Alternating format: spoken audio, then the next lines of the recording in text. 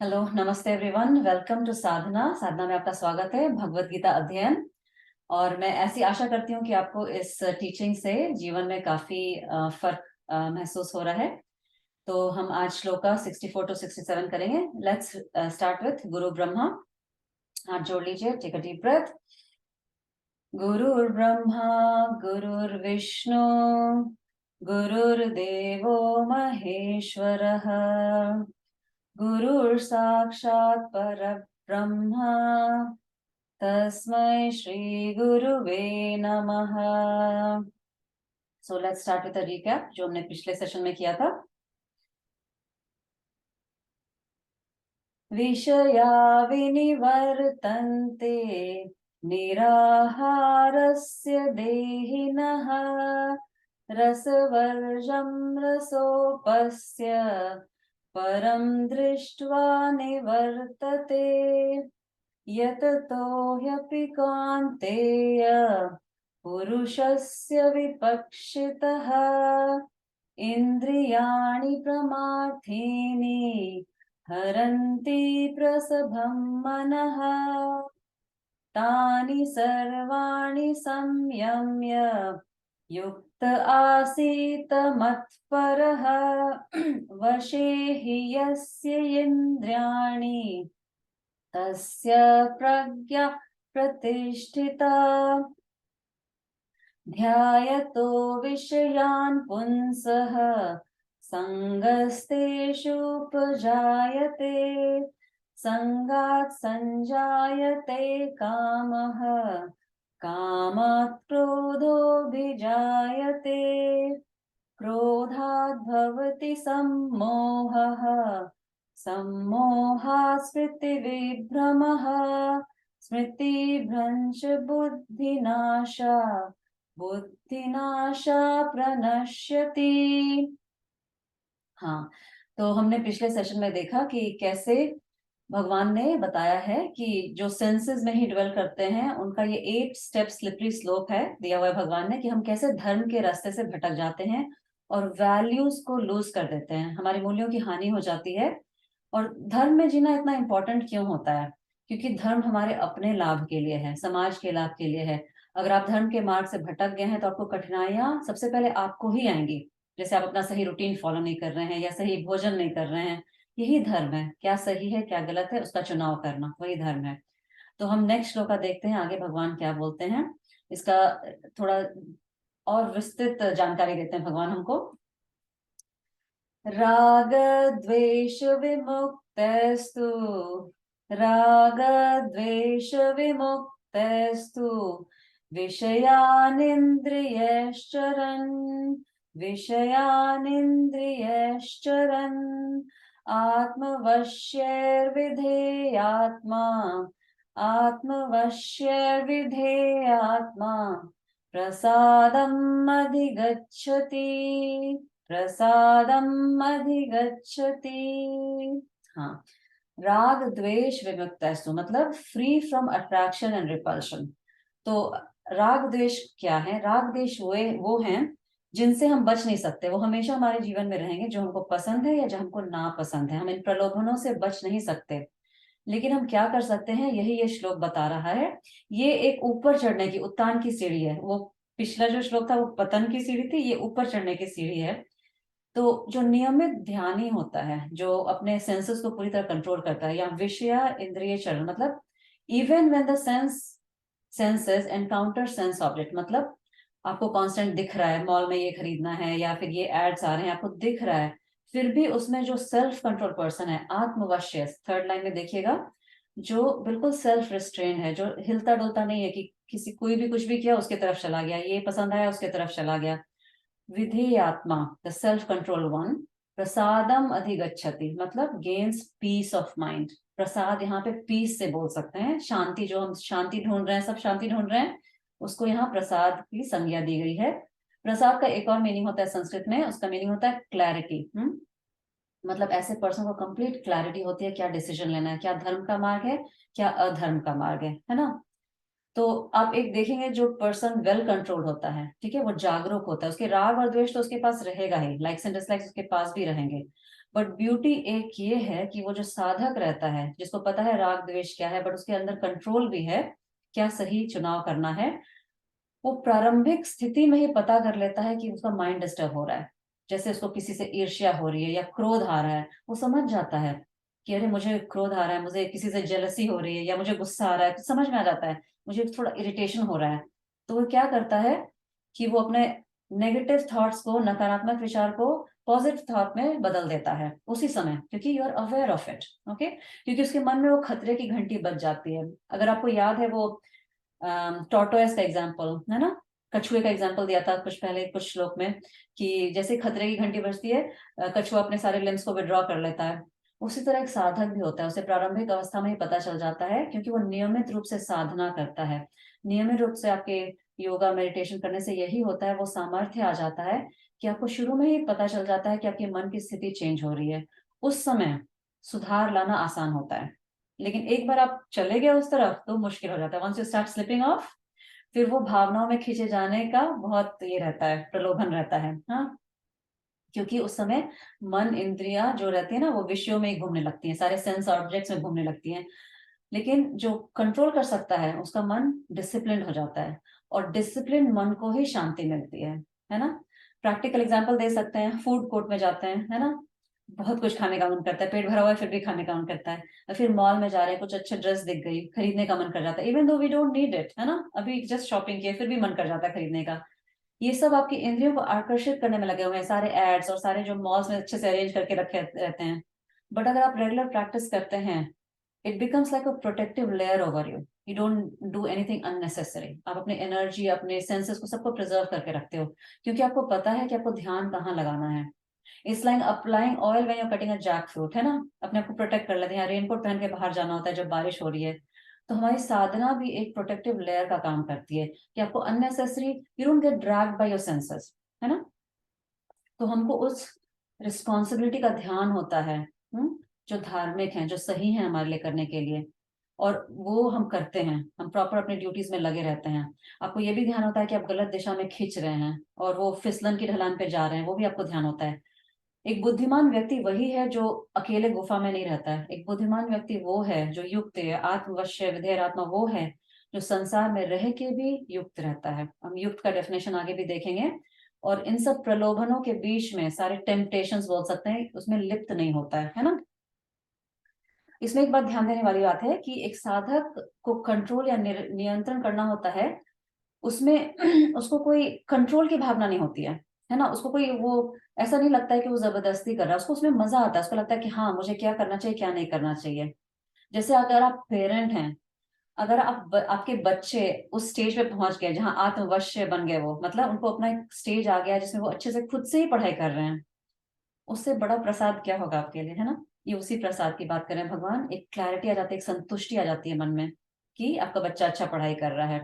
तो उस बच्चे में भी वो सेंस ऑफ डेप्रिवेशन नहीं होता है कि अरे मैं टीवी नहीं देख के पढ़ाई कर रहा हूँ, मुझे बहुत कंट्रोल करना पड़ा, क्योंकि उसको अंदर से पता है कि इसको क्या करना है। टीनेजर की एक इंपॉर्टेंट बात है कि अगर टीनेजर किसी चीज से अट्रैक्ट होता है जो इट्स नॉट सो धार्मिक, राइट, बहुत सारे ऐसे प्रलोभन होते हैं दुनिया में, है ना, जैसे सिगरेट पीना, पोर्न देखना, ये सब करना। टीनेजर किसी की तरफ अट्रैक्ट हो रहा है, तो क्या हम ऐसा बोल सकते हैं कि वो पर्सन बैड पर्सन है, वो टीनेजर? कुछ धार्मिक परंपराएं ऐसा बोलते हैं कि अगर आप उसके बारे में, किसी चीज के बारे में आपको आकर्षण भी हो रहा है, तो you are a perverted person, ऐसा बोल सकते हैं। बट हमारे ऋषिज का अलग थोड़ी मान्यता थी। वो ये बोलते थे ये अट्रैक्शन अधार्मिक चीजों के तरफ एक नेचुरल प्रवृत्ति है, वो होगा ही। ओके, वो उसमें कोई गड़बड़ नहीं है, that doesn't make you a bad person.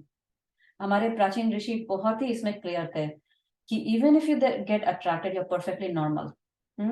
Problem is not feeling the attraction or going towards the temptation. The only problem is when we allow ourselves to be completely engulfed by the temptation, है ना, कि अब दिन भर बैठ के वही देख रहे हैं, वही कर रहे हैं, सिगरेट शराब पी रहे हैं, है ना, then you go down the slope.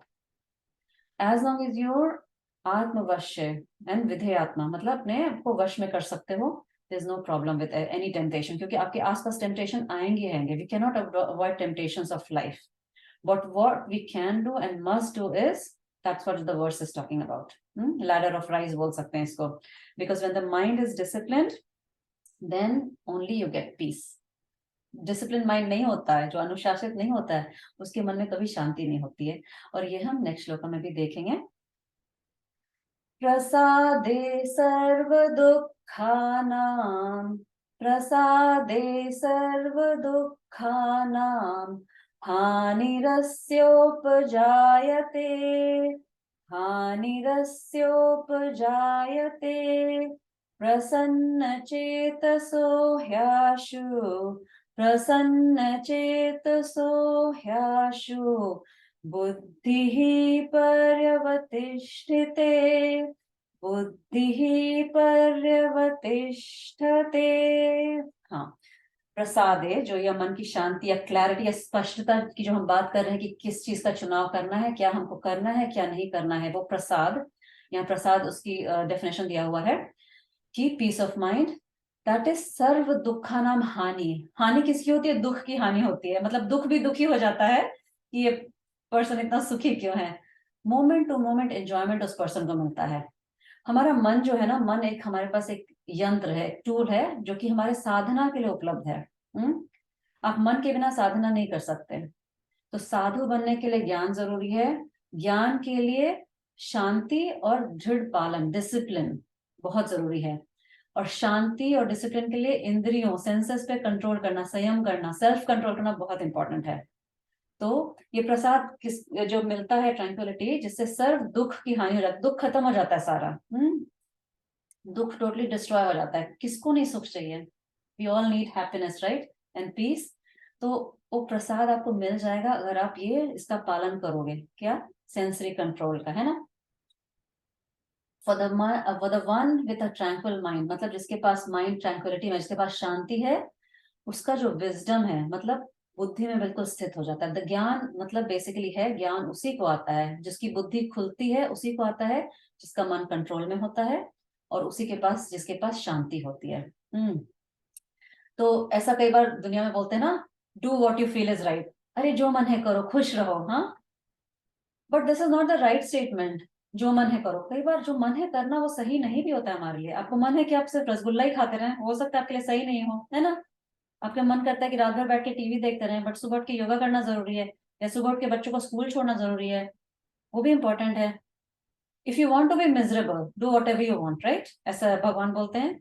But if you want to lead a comfortable life, a धार्मिक लाइफ, फॉलो धर्मा। धर्मा मतलब क्या? जो सही है उस समय के लिए वो आपको करना है। लेकिन अगर आप दुख को आमंत्रित करना चाहते हैं फ्यूचर में, तो do what you feel is right. सबसे पहले जानना जरूरी है धर्म क्या है। बहुत लोगों को यही पता नहीं रहता है। मेजोरिटी को पता रहता है, जैसे पता है क्या सही है क्या गलत है ना, बट वो पालन नहीं कर पाते हैं। धर्म का पालन करना इवन इम्पोर्टेंट है। लगातार हर परिस्थिति में धर्म का पालन करना कठिन हो सकता है, वेरी अंडरस्टैंडेबल, क्योंकि कठिन घड़ी में मन फिसल भी सकता है, क्या डिसीजन लें। ये आसान लगता है अधार्मिक चीजें कभी, है ना। We all make mistakes, that's fine. I understand, इतना आसान नहीं है ये सब करना, लेकिन ट्राई करना है एज अ साधक। हमको वो ट्राई करते रहना है, तभी हमको वो प्रसन्न चेतस होगा, मतलब हमारा मन जो है प्रसन्न रहेगा, हैप्पी माइंड रहेगा। हैप्पी माइंड ही ज्ञान को अर्जित कर सकता है। और धर्म में रहना इतना आसान नहीं है। एक अनएनलाइटेड पर्सन, हमारे जैसे लोग जो साधक होते हैं, to follow dharma, we have to follow dharma with effort. Every moment is like an effort for us. लेकिन अगर आप खुशी से करते हैं तो एफर्ट भी अच्छा लगता है ना। बट एक साधु के लिए, एक एनलाइटेड पर्सन के लिए, दे फॉलो धर्मा एफर्टलेसली, उनका वो नेचुरल स्वरूप बन जाता है ना। कंफ्यूजन सिर्फ हमको होता है, युक्त पर्सन या साधु को नहीं होता है ना। Let's see what is the definition of a युक्त person, okay, in the next shloka.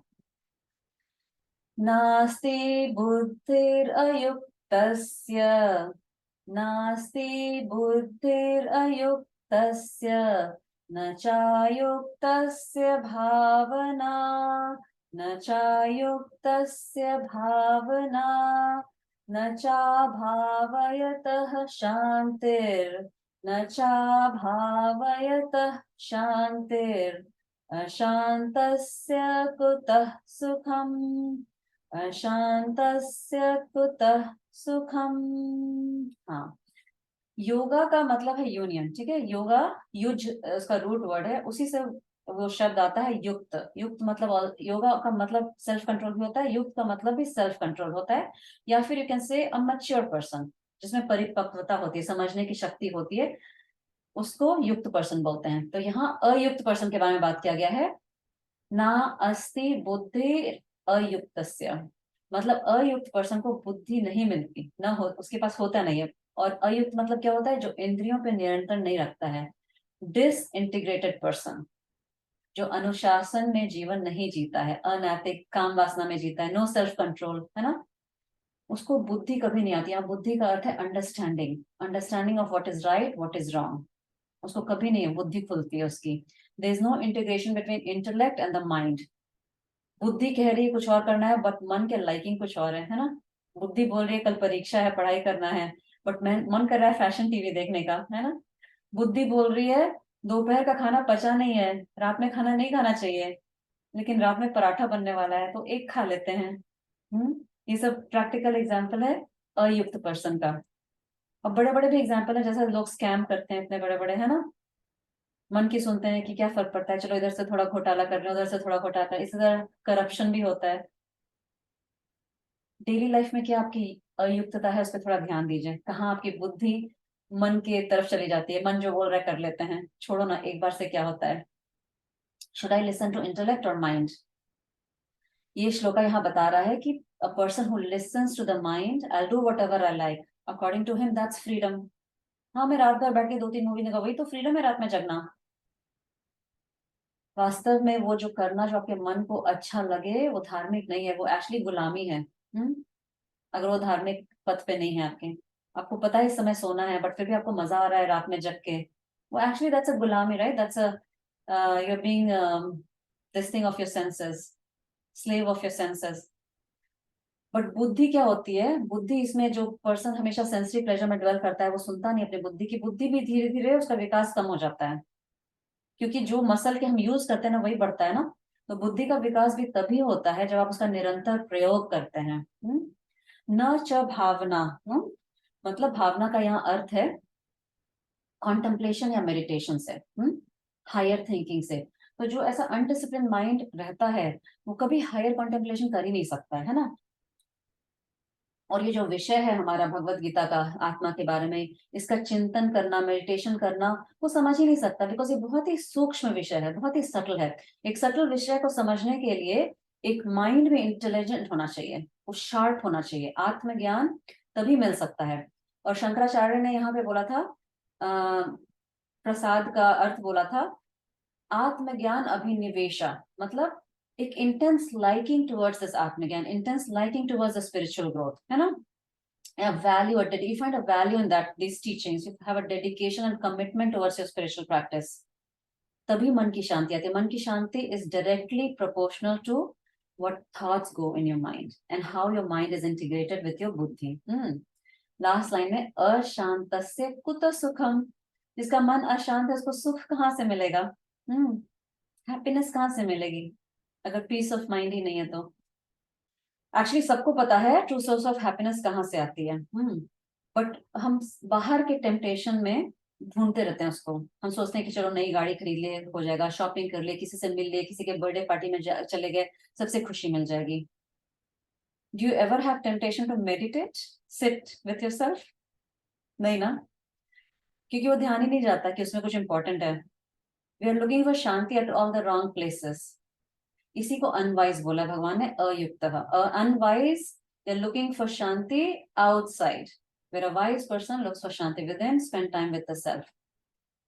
तो इसका क्या अर्थ है, क्या हमको मूवी नहीं देखना चाहिए, पकौड़ा चाट नहीं खाना चाहिए, हाँ, शॉपिंग नहीं जाना चाहिए, इसका ये मतलब है क्या कि सिर्फ बैठ के मेडिटेशन करते रहें, किसी से बात नहीं करें, इंटरेक्ट नहीं करें? इसका कतई ये अर्थ नहीं है।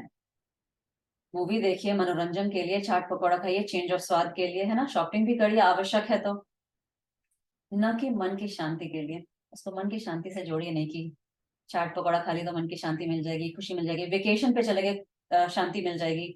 बहुत लोग मैंने देखा है जॉब से भागते हैं, ऐसे वेकेशन पे जाना है क्योंकि शांति चाहिए, जॉब पे परेशान हो गए हैं। जॉब पे क्यों नहीं शांति है आपको? अपने मन को टटोलिए, क्यों नहीं शांति मिल रही है जॉब पे? क्या चल रहा है? Either you don't like your job or you don't like the people you're working with.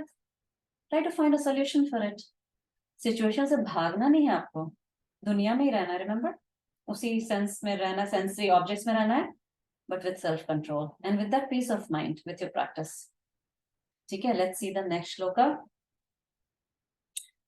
इंद्रियाणां हि चरताम्, इंद्रियाणां हि चरताम्, यन्यमन्नो विधीयते, यन्यमन्नो विधीयते, तदस्य हरति प्रज्ञाम्, तदस्य हरति प्रज्ञाम्, वायुर्नावमिवाम्भसि, वायुर्नावमिवाम्भसि.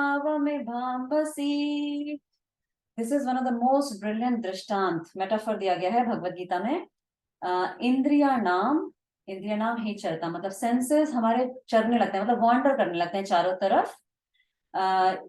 मन जो है, मन को फॉलो करते रहते हैं, मतलब मन आपका बोलेगा चलो इधर चलते हैं उधर चलते हैं. It's like unrestrained horses. Horses जैसे हमने पहला दृष्टांत देखा था कि हॉर्सेस कैसे इधर उधर भागते रहते हैं ना, अगर उनको कंट्रोल नहीं करते हम लोग लगाम से. उसी तरह हमारा मन भी इधर उधर भागता रहता है सब तरह वर्ल्डली प्लेजर्स में. ठीक उसी तरह हमारा बुद्धि भी मन के साथ चली जाती है. ठीक उसी तरह जिस तरह एक रडरलेस बोट होता है ना, जो बोट को एंकर नहीं होता, एक नाव जो होती है वो हवा के साथ इधर उधर बहती रहती है ना, कोई कंट्रोल नहीं होता उसमें. एक नाव का दृष्टांत दिया गया है और ऐसे व्यक्ति से उस नाव को कंपेयर किया गया है जो अपने सेंसेस को सुनता रहता है, इधर उधर भटकता रहता है कि कहीं यही इंद्रिय सुख लूट रहा है, वहां कूदने को रेडी है, यहाँ आनंद लेने को रेडी है. कुछ भी हो सकता है, नाइट क्लब्स हो सकता है, कैसीनो हो सकता है, पब्स हो सकता है. ये सब इसी सब पे इंद्रिया से ही ड्वेल करते हैं हमारे. तो विंड को उससे कंपेयर किया गया है, जो वायु है ना, चरत इंद्रिया. हमारे नाव को ना इंटेलेक्ट, हमारी बुद्धि से कंपेयर किया गया है कि हमारी बुद्धि भी उस तरफ ही चली जाती है. और एंकर जो होता है बोट का, जो बोट को एंकर करता है, या रडर होता है जो डायरेक्शन देता है, उसको हमारे डिसिप्लिन और अनुशासन से किया गया है. मन तो भटकेगा ही राग और द्वेष में, उसी से हमारा संस्कार बनता है. जब राग और द्वेष बहुत स्ट्रांग होता है ना, आप हमेशा पसंद और नापसंद की तरफ जाते हो और उसको सही ठहराने की कोशिश करते रहोगे. You will get into argument with people why you like this stuff and why you don't like this stuff और any other person.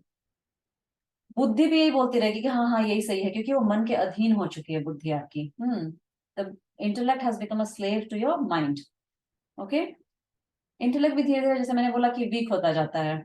Mind starts manipulating the intellect, है ना. ट्रुथ डिस्टॉर्ट हो जाता है, सत्य विकृत लगता है हमको, गलत को सही और सही को गलत समझने लगते हैं. जैसे आपको नींद आ रही है बट सोचते हैं चलो थोड़ा व्हाट्सएप या फेसबुक चेक कर लेते हैं 10 मिनट के लिए, बट वो 10 मिनट का 50 मिनट बन जाए तो क्या करिएगा. ऐसा होता है ना. तो इसी तरह जीवन रूपी नाव भी कहीं भी चला जाएगा आपका. आप उसकी वायु को कंट्रोल नहीं कर सकते हैं. उसके लिए क्या करना है, उसके लिए हमारा पतवार को स्ट्रांग बनाना है. जो रडर्स है ना, हमारे डिसिप्लिन को स्ट्रांग बनाना है, संयम लाना है माइंड में, साधना करना है, डेडिकेटेड प्रैक्टिस करना है, with understanding that what is important, what is धार्मिक, what is not important is अधार्मिक फॉर योर ग्रोथ. ओके, तो आज इसी श्लोका के साथ हम यहाँ समाप्त करते हैं. हाथ जोड़ लीजिए, टेक अ डीप ब्रेथ. ओम पूर्णमदः पूर्णमिदं पूर्णात् पूर्णमुदच्यते पूर्णस्य पूर्णमादाय पूर्णमेवावशिष्यते. ओम शांति शांति शांति. धन्यवाद. सी यू नेक्स्ट टाइम.